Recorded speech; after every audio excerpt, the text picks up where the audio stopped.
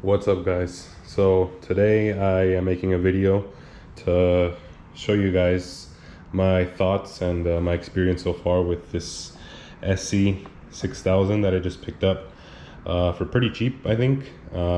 That's originally why I even started looking into the Denon players. As you can see here, I have my XZ right next to it. That's what it's hooked up into. They don't share data between them, so I have to have separate music USBs between them, but it's not really a big deal. But with this player, basically I'm able to, this on a standalone, it can only use the 2 channels. And then this has dual decks, so it has 2 channels built into one. So with this, basically it turns my 2 channel into a 4 channel just by adding 1 player. So it's pretty cool. And I mean, like I said, I got a pretty good price on it. That's originally why I even started looking into them. I picked it up for $700. I mean, if you know, right now prices for what you can get for like a deck by itself, I think the cheapest ones would probably be the XDJ 700 and then the XDJ 1000 MK2. And I think the 700 goes for about 700 and the 1000 goes for about 1000 is what I've seen around me on like OfferUp and Marketplace and stuff like that. So yeah, I mean, and those, as you know, that's just 1 player. So this has 2 players and it has a few other features that are pretty cool. Once I saw, I was like, okay, $700 and I get 2 decks. I was like, cool. And then I started like watching some videos and I learned quite a few other things about the player that, you know, some are good, some are bad. I think I could still see why this is, you know, the club standard, so to speak. But yeah, I mean, this just has a bunch of cool features. It does work a little bit different. So yeah, I mean, it's cool. I like it. You know, but let's get into some of the features real quick. So basically, just I guess right off the bat, it has a huge screen. So that compared to this, you know, it's a very big difference. But again, you know, so yeah, big screen. Inputs, it has a ton. So right underneath, I can put music on an SD card. I have an option for a USB right here, you know, easy access. On the back of it, there's 2 more USBs. So this right here is where I have pretty much my entire music collection on this one USB. And it still has space, and then I can add another USB right here, another one in the front, the SD card I showed you. And then another crazy feature about this is that underneath it has the like space to put in an internal hard drive. So that's just crazy, you know, like this obviously, you know, USBs, it works fine, but this just has so many inputs, like it's just, or you know, where you can put sound into like USBs and all that I explained. Also, this has a Wi-Fi and Bluetooth. So from my iPhone, I can load a song into here.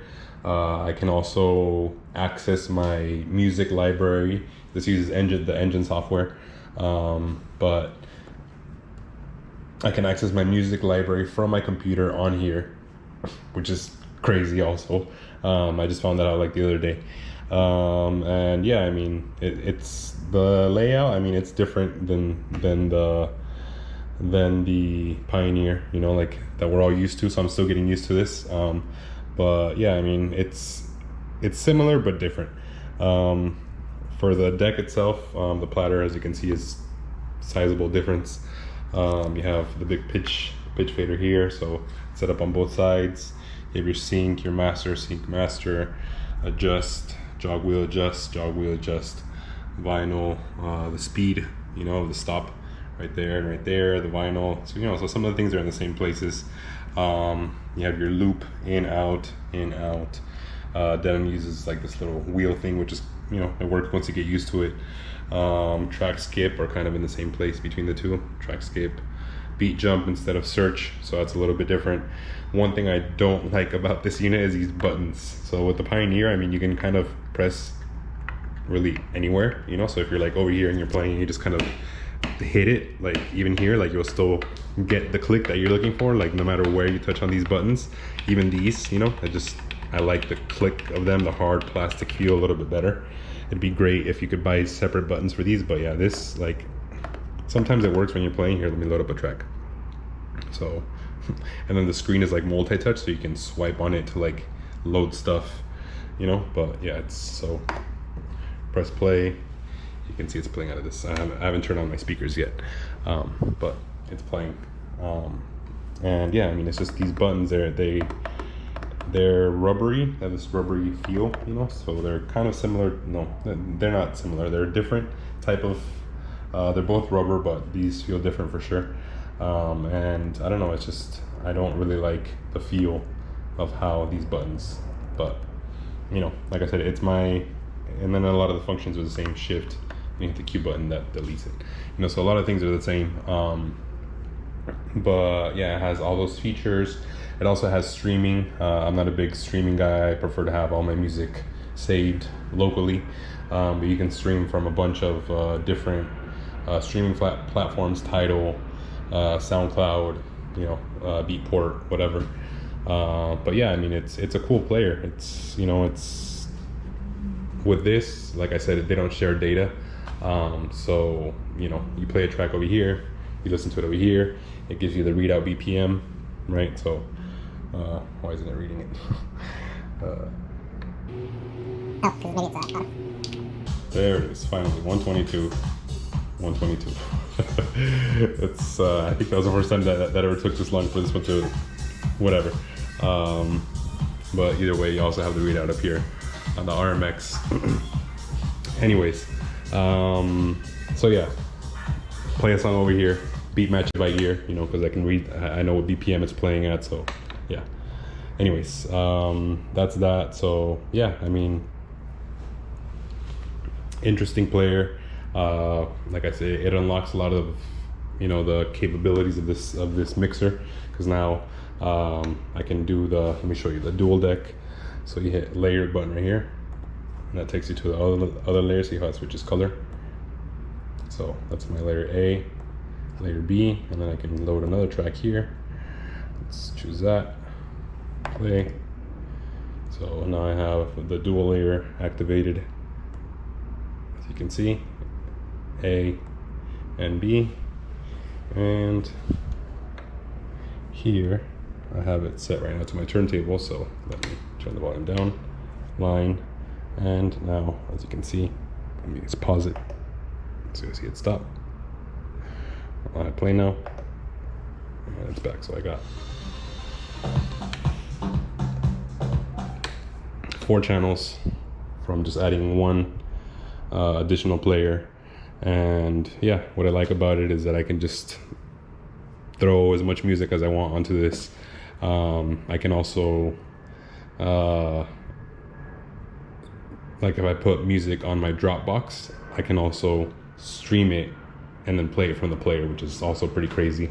And I'm sure there's a bunch of other stuff that I didn't even touch. Actually, let me just, now that I remember, it has also, this player has effects built into it. So if you hit this little thing right here, like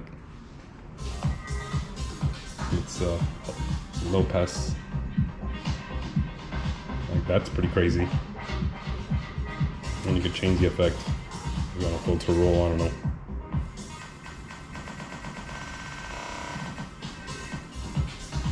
Like, it's pretty wild.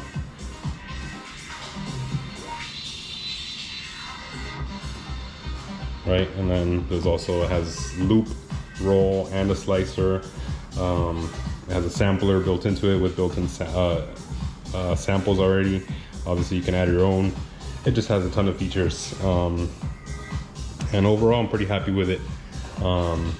Definitely recommend it to somebody looking to just, you know, if they want to add another player and don't want to spend all, you know, a CDJ is still like 2,200, 2,500, you know, like around there. I've seen some on Marketplace for even as low as 2,000, but they're kind of beat up and everything. This one had a skin on it. It has a screen protector, you know, so the guy took care of it pretty well. I'm not sure if the paint peeled off when I took off the skin. It might have. I just noticed that the other day. I was like, oh shit. But I hope not. That's kind of like the only thing cosmetically that's wrong with it. There's a little scratch right here. But yeah, I mean, player's in good shape. Oops. So you can see. There we go. Yeah, so I recommend it. It's a good way, I think, for me to get into the Denon ecosystem. You also have to download Engine to load your music on it and everything, but it's pretty self-explanatory if you're used to Rekordbox. It's a lot more like stripped down version of Rekordbox. Definitely, I would say the Pioneer is still, software is still way more powerful. And yeah, I think that the Pioneers overall, they kind of like, yes, it doesn't have as many features as that. I know the AZ is replacing this very soon. But even then, I think this still has more things that you can do with it. And I know there's a Prime 4 Plus, which is kind of like I guess the direct competition of the AZ, since they kind of do the same things. But yeah, they're just very innovative. They're always releasing updates. Right before I turned this player on, it asked me to do an update to the 4.1 software. So, you know, they update by themselves. Like I said, they're always, I guess they listen more to like to their community, you know, when they request certain features and stuff like that, and they just release them in updates instead of making you wait, you know, 5 years for a new player or whatnot. But yeah, I mean, this is just solid, reliable. Yeah, it doesn't have all those, you know, Bluetooth and all that stuff. The new one will, but even then, this, like, I'm keeping it. Like, I love this thing. It's just it's a great player. I mean, honestly, no complaints. I don't really care about the screen. That's perfect, you know, enough real estate for what I need to see. Sometimes even on the waveforms when nothing's plugged in right now, but when the waveforms are there, I just zoom all the way out, you know, and just beat match by ear. Like, I don't need a huge screen to put the waveforms direct, you know. I don't know. And the songs that it shows me is enough. Like, I don't know. I don't know. Yeah, I guess a little bit bigger would be nicer, but I love this thing. And I'm not going to replace it. So, yeah, and right now with my current setup, as you can see, I have here Reloop RP7000. So with this player, I kind of have the best of all the worlds. I have Pioneer for my first two channels. If I want to go 4-deck, I just power this on and boom, I got 4 channels. If I want to play some vinyl, I have the vinyl also connected, as you saw. So I could do vinyl on deck 4. This is my deck 2. This is my deck 1, and then this would be my deck 3. So I got 4 decks plugged into my XDJ. Like, what more can you ask for? You know, I have a little bit of everything. I don't know, it's just, I love my setup. I'm very happy with it. Check these out. There's also an LC player, which is, I guess, can be its own video, but yeah, someone online mentioned, like, oh, you know, if you just want to get an LC player, it's basically this without a screen. So since this has 2 decks, I can put the LC, which is just like this part, so to speak, in a separate player, and both of the channels from here, I would have one controlling here, and then the other one would be controlled on the other one. So just like that, boom, 4 channels.